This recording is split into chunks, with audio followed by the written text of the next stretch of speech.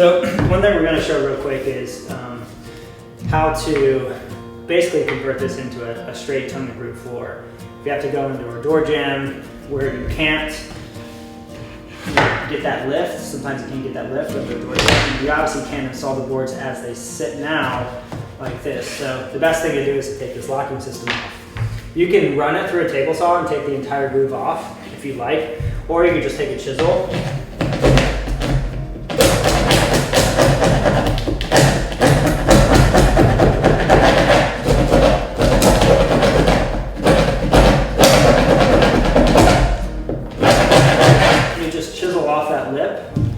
you would run a bead of glue down in here, and then that way you can take the boards and just slide them right in. So again, take it off with a chisel, this small lip here, or you can just cut it off in a table saw, either or.